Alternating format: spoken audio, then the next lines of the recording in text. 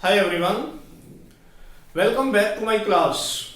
I am Majid Khan, back with a new video. In the previous video, we have discussed about examples of nucleophilic substitution reactions. Today we will discuss about mechanism of nucleophilic substitution reactions. तो जो mechanism है nucleophilic substitution reactions का वो क्या है, उससे पहले हमें मालूम होना चाहिए कि सब मैकेनिज्म क्या होता है. Mechanism means what are the different steps in which the chemical reaction complete, और केमिकल रिएक्शन के अबाउट जो भी हमें डिटेल इंफॉर्मेशन मिलती है, कैसे ओल्ड बॉन्ड ब्रेक होते हैं और कैसे न्यू बॉन्ड बनते हैं, ये जो डिटेल इंफॉर्मेशन हमें मिलती है केमिकल रिएक्शन के अबाउट, उसको हम बोलते हैं मैकेनिज्म. अब मैकेनिज्म हम डिस्कस करने जा रहे हैं, और मैकेनिज्म में हम देखेंगे कि मैकेनिज्म कैसे डिस्कस किया जाता है न्यूक्लियोफिलिक सब्स्टिट्यूशन रिएक्शन में. काइनेटिक कंसीडरेशन से केमिकल रिएक्शंस जो हैं, कौन सी chemical reactions nucleophilic substitution reaction two types में क्लासिफाई है. और काइनेटिक कंसीडरेशन क्या है? काइनेटिक, केमिकल काइनेटिक जो है एक फिजिकल केमिस्ट्री की एक ब्रांच है जिसमें हम किसकी स्टडी करते हैं? The study of reaction rates and also discuss about the reaction mechanism. Reaction के मैकेनिज्म के अबाउट और रिएक्शन रेट के अबाउट जो है वो केमिकल काइनेटिक्स के अंदर हम स्टडी करते हैं.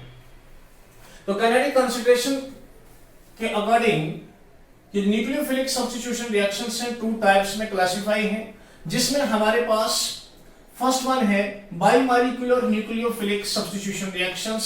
और कौन से रिएक्शंस है? SN2, हम इसको SN2 बोलेंगे. और बाइमॉलिक्यूलर न्यूक्लियोफिलिक, ये जो ऊपर 2 लिखा है, इस 2 का मीनिंग है बाई, N से हो गया न्यूक्लियोफिलिक और S से क्या हो गया? सब्स्टिट्यूशन. तो बाइमॉलिक्यूलर न्यूक्लियोफिलिक रिएक्शन मैकेनिज्म है हमारे पास. उसके बाद नेक्स्ट मैकेनिज्म जो हमारे पास है वो कौन सा है? मोनोमॉलिक्यूलर न्यूक्लियोफिलिक रिएक्शन मैकेनिज्म. अब यहां पे जो 1 लिखा है, ये 1 किसको, ये जो 1 है, 1 का मीनिंग हो गया मोनोमॉलिक्यूलर. तो हम एक एक मैकेनिज्म को डिस्कस करेंगे. SN2 मैकेनिज्म क्या है और SN1 मैकेनिज्म क्या है. SN2 मैकेनिज्म सबसे पहले हम डिस्कस करेंगे. तो हम डिस्कस करेंगे कौन सा mechanism? SN2 mechanism, bimolecular nucleophilic substitution reaction mechanism. अब ये जो SN2 मैकेनिज्म है हमारे पास, ये मैकेनिज्म हम कैसे अंडरस्टैंड कर सकते हैं? SN2 मैकेनिज्म को अंडरस्टैंड करने के लिए हम एक केमिकल रिएक्शन लेते हैं, और केमिकल रिएक्शन लेते हैं किसकी? एल्काइल हैलाइड कंपाउंड की. और एल्काइल हैलाइड कंपाउंड के अंदर एक हम बेस डालते हैं. और एल्काइल हैलाइड कंपाउंड, कौन सा एल्काइल हैलाइड कंपाउंड लें? हम प्राइमरी लें, सेकेंडरी लें या टर्शियरी लें? तो हम प्राइमरी एल्काइल हैलाइड कंपाउंड लेंगे. इसका रीजन मैं बाद में एक्सप्लेन करूंगा कि हम प्राइमरी एल्काइल हैलाइड कंपाउंड ही क्यों लेते हैं. तो हमारे पास एक प्राइमरी एल्काइल हैलाइड कंपाउंड है, कंपाउंड मिथाइल क्लोराइड है. यहां मैंने सर्कल रिप्रेजेंट की है. इस सर्कल के साथ 3 हाइड्रोजन एटम अटैच हैं और इसके साथ एक क्लोरीन एटम है.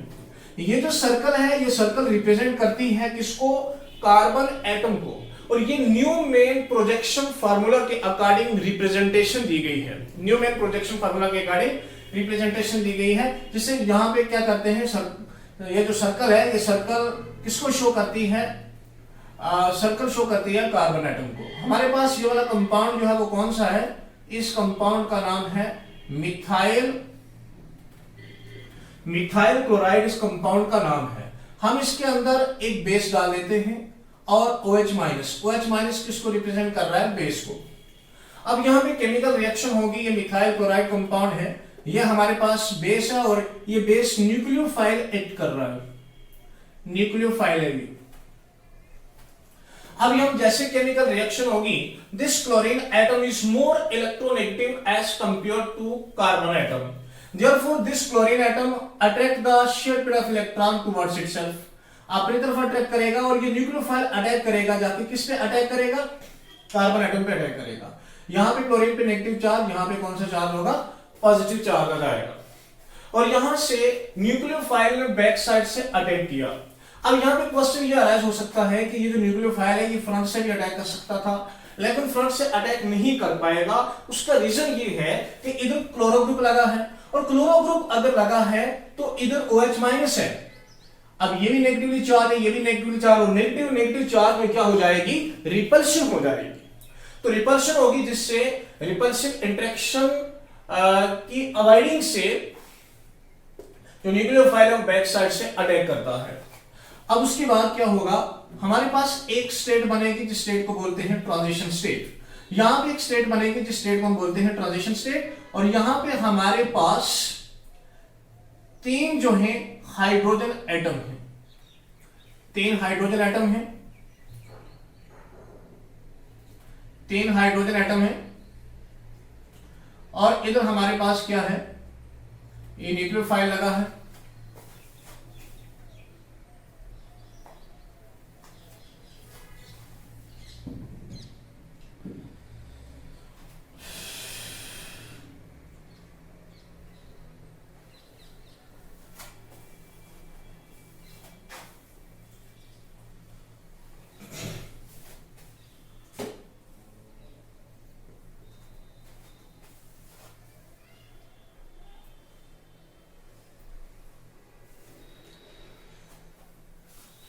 तो हमारे पास आगे क्या बनेगा, एक ट्रांजिशन स्टेट बनेगी।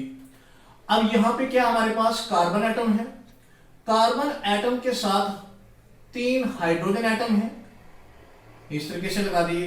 अब Cl का और कार्बन का बॉन्ड जो है वो ब्रेक होना स्टार्ट हो जाएगा, और OH का और कार्बन का नया बॉन्ड जो है वो बनना स्टार्ट हो जाएगा। अब यहां पे ये जो केमिकल बॉन्ड है, ये केमिकल बॉन्ड हमने कैसे दिखाए हैं, ये केमिकल बॉन्ड जो है डॉटेड लाइन से शो किए हैं। अब डॉटेड लाइंस ये शो करती है कि यहां पे क्लोरीन और कार्बन का बॉन्ड जो है वो ब्रेक हो रहा है, और OH का और कार्बन का नया बॉन्ड जो है वो बनना स्टार्ट हुआ है। और ये स्टेट कौन सी है, ट्रांजिशन स्टेट है। ट्रांजिशन स्टेट को शॉर्ट फॉर्म में हम बोलते हैं क्या जी, TS बोलते हैं। और ये एक ऐसी स्टेट है कि जिसमें ओल्ड बॉन्ड जो है वो ब्रेक होते हैं और नए बॉन्ड जो है वो बनना स्टार्ट होते हैं। यहां पे देखिए आप, क्लोरीन का और कार्बन का जो है ओल्ड बॉन्ड ब्रेक हो रहा है, और OH का और कार्बन का जो है नया बॉन्ड जो है वो बनना स्टार्ट हो रहा है। और ये जो ट्रांजिशन स्टेट होती है ये अनस्टेबल स्टेट होती है, ये स्टेबल स्टेट नहीं होती। अब आगे क्या होगा, आगे ये होगा कि कार्बन का और क्लोरीन का बॉन्ड जो है वो ब्रेक हो जाएगा। जैसे ही ब्रेक होगा तो यहां से बाहर निकल जाएगा क्या, Cl माइनस जो है वो बाहर निकल जाएगा, क्लोराइड आयन बाहर निकल जाएगा। अब होगा क्या, ये कार्बन है, कार्बन के साथ कितने जो है हाइड्रोजन एटम लगे हैं, 3 हाइड्रोजन एटम अटैच हैं, 3 हाइड्रोजन एटम अटैच हैं। अब होगा क्या, यही तो यहाँ पे SN2 रिएक्शन की एक्चुअली कैरेक्टरिस्टिक फीचर है। यहां से बैक साइड से जैसे ही OH जो है कार्बन एटम पे अटैक करेगा, जैसे ही अटैक होगा तो ये जो कार्बन के अराउंड 3 हाइड्रोजन एटम लगे हैं, ये हाइड्रोजन एटम क्या करेंगे, ये हाइड्रोजन एटम जो है वो इन्वर्शन शो करेंगे, इन्वर्ट हो जाएंगे, और इनकी अरेंजमेंट कुछ ऐसी होगी, इधर एक हाइड्रोजन इधर आ जाएगा, एक हाइड्रोजन इधर आ जाएगा, और एक हाइड्रोजन एटम इधर आ जाएगा। अब OH का जो है वो नया बॉन्ड जो है यहां पे कंप्लीटली जो है वो बन जाएगा, OH का नया बॉन्ड जो है वो कंप्लीटली बन जाएगा, और हमारे पास यहां पे जाके डिजायर्ड प्रोडक्ट बन गया है। और कौन सा डिजायर्ड प्रोडक्ट बना है, जिसका नेम है हमारे पास मिथाइल एल्कोहल। कंपाउंड का नाम क्या है जी, मिथाइल एल्कोहल। तो कहने का मीनिंग ये हुआ कि जैसे ही न्यूक्लियोफाइल अटैक करेगा मिथाइल क्लोराइड पे, तो मिथाइल क्लोराइड पे अटैक करेगा, ट्रांजिशन स्टेट बनेगी, और ट्रांजिशन स्टेट बनने के बाद हमारे पास एक डिजायर्ड प्रोडक्ट बनता है, और डिजायर्ड प्रोडक्ट हमारे पास कौन सा बना है जी, मिथाइल एल्कोहल बना है। अब कैरेक्टरिस्टिक फीचर इस रिएक्शन की ये है कि यहां पे ये मॉलिक्यूल जो है वो क्या करते हैं, ये molecule methyl chloride inversion show करता है, तो इसीलिए हम इस SN2 मैकेनिज्म को हम इन्वर्शन ऑफ कॉन्फ़िगरेशन भी बोलते हैं। कॉन्फ़िगरेशन ये जो अरेंजमेंट है कार्बन एटम के अराउंड जो हाइड्रोजन एटम की अरेंजमेंट है, इस अरेंजमेंट को हम एक्चुअली कॉन्फ़िगरेशन ही बोलते हैं। और कॉन्फ़िगरेशन जो है यहाँ पे इन्वर्ट हो जाएगी, इन्वर्शन होगी। तो इन्वर्ट का मतलब उल्टा हो जाना। यहाँ पे कार्बन एटम के साथ जो 3 हाइड्रोजन एटम है ये इन्वर्शन दिखाएंगे, इसलिए हम SN2 रिएक्शन को इन्वर्शन ऑफ कॉन्फ़िगरेशन बोलते हैं। अब यहाँ पे क्वेश्चन ये है कि हम इस रिएक्शन को SN2 क्यों बोलते हैं। SN2 इसलिए बोलते हैं, यहाँ पे अगर आप देखेंगे जैसे ही न्यूक्लियोफाइल में अल्काइल क्लोराइड, यहाँ पे अल्काइल क्लोराइड का हमारे पास सुटेबल कंपाउंड है और मिथाइल क्लोराइड है, और जैसे हम इसकी रिएक्शन कराई ट्रांजिशन स्टेट बनी और ट्रांजिशन स्टेट के बनने के साथ हमारे पास डिजायर्ड प्रोडक्ट बन गया। अब यहाँ पे ये होता है कि जैसे ही केमिकल रिएक्शन होती है तो केमिकल रिएक्शन अगर आप देखेंगे यहाँ पे सिंगल स्टेप में कंप्लीट हो रही है, सिंगल स्टेप में केमिकल रिएक्शन कंप्लीट हो रही है। और जो रिएक्शन का रेट है यानी रिएक्शन की जो स्पीड है वो किस पे डिपेंड करेगी, रिएक्शन की स्पीड जो है वो एक्चुअली डिपेंड करेगी upon the two reacting species. अब कौन सी टू रिएक्टिंग स्पीशीज है, एक हमारे पास न्यूक्लियोफाइल है, दूसरा हमारे पास मिथाइल क्लोराइड है। तो केमिकल काइनेटिक्स के अकॉर्डिंग अगर reaction rate depend upon the concentration, upon the two concentration terms only, that is nucleophile as well as alkyl halide, the reaction is to be SN2। तो reaction कौन सी हो सकती है, SN2 हो सकती है। रिएक्शन का रेट न्यूक्लियोफाइल पे भी डिपेंड है और मिथाइल क्लोराइड पे भी डिपेंड है, इसलिए हम इस रिएक्शन को बोलेंगे SN2। और ये रिएक्शन यहाँ पे क्या होती है, सिंगल स्टेप में जाके केमिकल रिएक्शन कंप्लीट होती है। एक बात और है जो यहाँ पे मैं लिखना भूल गया, ये जो क्लोरीन एटम है इस पे चार्ज कौन सा आ जाएगा, डेल्टा नेगेटिव चार्ज आएगा, ध्यान से याद रखना है। और OH जो है इस पे भी कौन सा चार्ज आएगा जी, इस पे भी हमारे पास डेल्टा नेगेटिव चार्ज आएगा, क्योंकि OH पे नेगेटिव चार्ज है तो यहाँ पे नेगेटिव चार्ज आएगा। और यहाँ पे Cl पे भी कौन सा चार्ज है, यहाँ पे नेगेटिव चार्ज तो यहाँ पे नेगेटिव आएगा। तो यहाँ पे अगर आप आगे देखेंगे यहाँ पे चार्ज खत्म हो जाएगा क्योंकि अपने इलेक्ट्रॉन ऑक्सीजन ने कार्बन एटम को दे दिया है, तो यहाँ पे कंप्लीटली जो है वो बॉन्ड बन गया और Cl जो है यहाँ से बाहर निकल गया, तो हमारे पास जाके डिजायर्ड प्रोडक्ट बना है। और ये वाली कौन सी स्टेट है, ट्रांजिशन स्टेट है। ट्रांजिशन स्टेट में साइमल्टेनियसली क्या होता है, ओल्ड बॉन्ड ब्रेक होते हैं और नए बॉन्ड जो है वो बनना स्टार्ट होते हैं। ओल्ड बॉन्ड ब्रेक होते हैं और नए बॉन्ड जो है वो बनना स्टार्ट होते हैं। तो आगे हम देखेंगे ये हमने न्यूमैन प्रोजेक्शन फार्मूले को देखा है, उसके अकॉर्डिंग हमने इस रिएक्शन को एक्सप्लेन किया। अब हम डैश एंड वेज रिप्रेजेंटेशन से देखते हैं कि हम SN2 मैकेनिज्म को कैसे दिखा सकते हैं। तो अब हम देखते हैं SN2 मैकेनिज्म को डैश एंड वेज रिप्रेजेंटेशन में। Dash and wedge representation, dash and wedge representation में देखते हैं। अब हमारे पास कंपाउंड तो सिमिलर होगा, हमारे पास न्यूक्लियोफाइल है OH माइनस, हमने रिएक्शन करानी है मिथाइल क्लोराइड के साथ, और यहां पे हमारे पास ये कुछ ब्रोकन सी लाइन है। ये ब्रोकन लाइंस जो हैं वो किसको रिप्रेजेंट करती हैं, ये ब्रोकन लाइंस रिप्रेजेंट करती हैं डैश वेज को। अब उसके बाद हमारे पास यहां पे एक ये वाला केमिकल बॉन्ड है और ये वाला केमिकल बॉन्ड जो है ये वाला तो डैश वेज है और ये वाला सॉलिड वेज है। और यहाँ पे हमारे पास साथ में क्या होगा, कौन सा एटम होगा, क्लोरीन एटम, और इधर हमारे पास कौन सा एटम होगा, हाइड्रोजन एटम। ये भी हाइड्रोजन एटम है, ये भी हाइड्रोजन एटम है। अब यहाँ पे अगर आप देखेंगे ये भी केमिकल बॉन्ड है, ये भी केमिकल बॉन्ड है, ये भी केमिकल बॉन्ड है। सॉरी, यहाँ पे आप केमिकल बॉन्ड शो कर सकते हैं।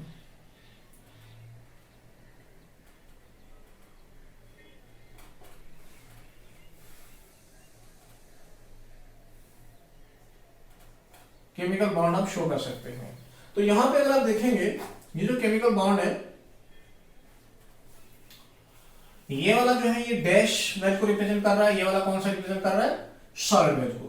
The dash wedge represents the bond below the plane of the paper and solid wedge represents the bond above the plane of the paper and normal bond represents normal bond जो है, ये जो normal line है, represents a bond in the plane of the paper.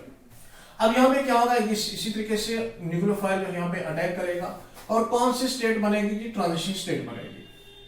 Transition state बनेगी हमारे पास इसी तरीके से डैश वेज है और सॉलिड वेज है,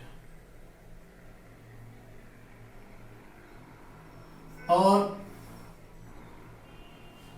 डैश वेज और सॉलिड वेज है। अब यहाँ पे ऊपर हमारे पास एक और बॉन्ड होगा, नॉर्मल बॉन्ड। इधर हमारे पास जो है एक OH होगा, इधर हमारे पास Cl होगा। और ये वाली कौन सी स्टेट है जी, TS है। TS मैंने अभी बता दिया कौन सी स्टेट है, ट्रांजिशन स्टेट है, ट्रांजिशन स्टेट है। और यहाँ पे चार्ज कौन सा होगा, नेगेटिव, और यहाँ पे कौन सा चार्ज होगा जी, नेगेटिव चार्ज होगा। अब जो है यहां भी नेगेटिव चार्ज, यहां भी नेगेटिव चार्ज। अब इसी तरीके से टीएस में मैंने अभी आपको बता दिया कैसी स्टेट है कि जहां पे ओल्ड बॉन्ड जो है ब्रेक होते हैं और नए बॉन्ड जो है वो बनना स्टार्ट होते हैं। तो क्या होगा, अब फाइनल स्टेट में, ये तो अनस्टेबल स्टेट है, फाइनल में क्या होगा, इन्वर्शन होगी। तो इन्वर्शन में हमारे पास ये वाला क्या है, डैश वेज है, और ये वाला हमारे पास क्या है, सॉलिड वेज है। इधर भी हाइड्रोजन है, इधर भी हाइड्रोजन है, एक हाइड्रोजन इधर है, और साथ में इसमें कौन सा रहेगा जी, OH ग्रुप रहेगा, और बाहर क्या निकल जाएगा, Cl-। तो इस तरीके से यहां पे क्या होगा, यहां पे इन्वर्शन हो गई है, यहां पे क्या हो गया, इन्वर्शन हो गई है। यहां पे ये जो बॉन्ड है ये इस तरफ जो है वो शो होंगे। ये हमारे पास था डैश एंड वेज रिप्रेजेंटेशन। तो यहां पे अगर आपने देखा है, यहां पे मिथाइल क्लोराइड की जो इन्वर्शन हुई है, इसलिए हम इसको बोलते हैं वेल्डन इन्वर्शन ऑफ कन्फिग्रेशन। क्या बोलते हैं, वेल्डन इन्वर्शन ऑफ कन्फिग्रेशन। तो वेल्डन जो है एक साइंटिस्ट का नाम है, तो उस साइंटिस्ट के नाम के बेसिस पे इस कॉन्फ़िगरेशन का नाम पड़ा वेल्डन इन्वर्शन ऑफ कॉन्फ़िगरेशन। अब उसके बाद हमने इस रिएक्शन से क्या देखा, हम इसने इस रिएक्शन से देखा कि यहाँ पे रिएक्शन रेट जो है वो डिपेंड किस पे कर रहा है, रिएक्शन रेट जो डिपेंड कर रहा है upon the two concentration term. और कौन सी दो कंसंट्रेशन टर्म्स हैं, हमारे पास न्यूक्लियोफाइल भी है और हमारे पास न्यूक्लियोफाइल भी है और अल्काइल हैलाइड भी है। तो हम ये बोल सकते हैं कि रिएक्शन रेट जो है R इक्वल टू वो किस पे डिपेंड है, अल्काइल हैलाइड पे है और न्यूक्लियोफाइल पे है। अब यहाँ पे रिएक्शन की स्पीड टू कंसंट्रेशंस पे टर्म पे जो है डिपेंड कर रही है, वो कौन सी है, न्यूक्लियोफाइल है और अल्काइल हैलाइड है। इसलिए हम इस रिएक्शन को बोलते हैं SN2 रिएक्शन। उसके बाद इसमें आपने ये देखना है कि इस रिएक्शन के अंदर क्या होता है, अम्ब्रेला की तरह जो है वो इन्वर्शन होती है। अब अम्ब्रेला की तरह कैसे इन्वर्शन होती है, सपोज हम मान लें कि जैसे हम अगर बाहर निकलते हैं, बहुत तेज हवा चल रही है और तेज हवा के अंदर अगर हम अम्ब्रेला को ओपन करेंगे, तो अम्ब्रेला को ओपन करने से क्या होगा, अम्ब्रेला को ओपन करेंगे तो अम्ब्रेला जो है वो इन्वर्ट हो जाएगा, बैक साइड से उसको हवा पड़ेगी तो वो क्या हो जाएगा, इन्वर्ट हो जाएगा। तो अम्ब्रेला की तरह जो है इसकी क्या है, इन्वर्शन होती है। उसके बाद रिएक्शन रेट है, रिएक्शन रेट जो है वो डिपेंड कर रही है किस पे, अल्काइल हैलाइड पे, और किस पे डिपेंड कर रही है, न्यूक्लियोफाइल पे डिपेंड कर रही है। तो यहां पे एक बात कि अपोजिट साइड से न्यूक्लियोफाइल जो है इस पे क्या कर रहा है, अटैक कर रहा है। तो ये था हमारा क्या, SN2 मैकेनिज्म। तो SN2 मैकेनिज्म आई होप कि आपको ये समझ आ गया है। अब हम इसमें देखते हैं कुछ स्टेरिक इफेक्ट्स देखते हैं, किसमें, SN2 में। अब हमारे पास है steric influence in SN2 reactions.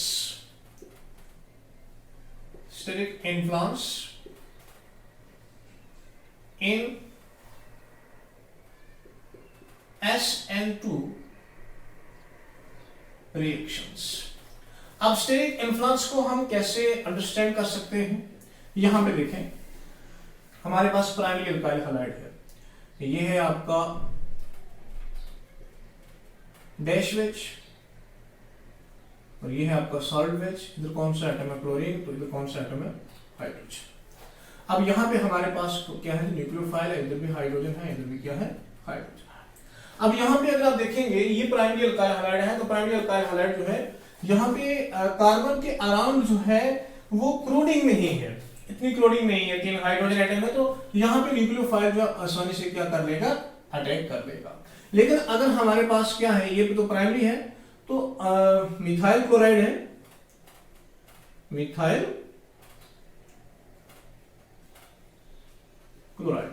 इसी तरीके से आप देखें यहां पे हमारे पास एक मिथाइल ग्रुप है, इधर हमारे पास इसी तरीके से क्या है जी,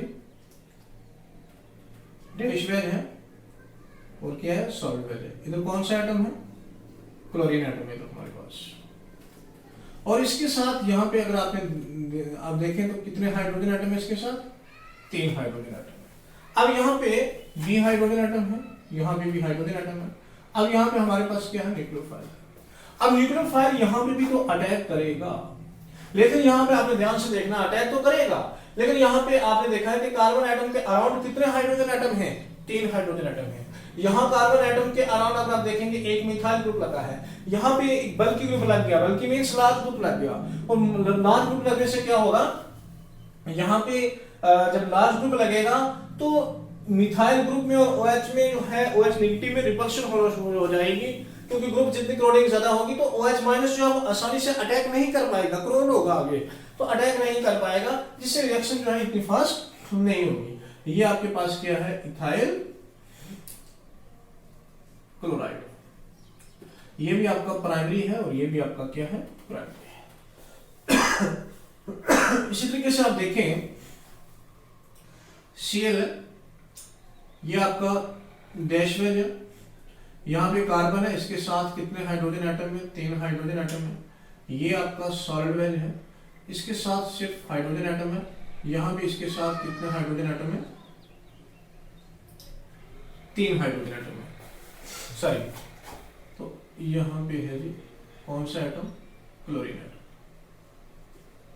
तो यहाँ भी आप देखेंगे यहाँ पे कार्बन है, यहाँ पे क्या है, कार्बन। अब यहाँ पे देखिए यहाँ पे 2 बल्कि ग्रुप लगे हैं, यहाँ पे जो OH माइनस जो है यहाँ पे इसको अटैक करने में बहुत डिफिकल्टी आएगी, बहुत डिफिकल्टी आएगी। तो इसी तरीके से आप देखेंगे ये आपका कौन सा है, CH3 CH Cl, isopropyl chloride है, प्रोपाइल क्लोराइड। इसी तरीके से आप देखेंगे इसके साथ यहाँ पे 3 हाइड्रोजन एटम है, इसके साथ इधर आप देखेंगे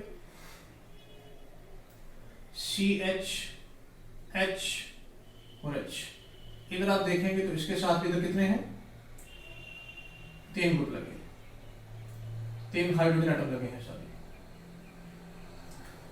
तो यहां पे भी क्लोरीन क्या हो गई है, बहुत ज्यादा क्लोरीन हो गई है, तो यहां पे जो है आसानी से जो है वो जो है OH माइनस अटैक नहीं कर पाएगा। सॉरी यहाँ पे Cl,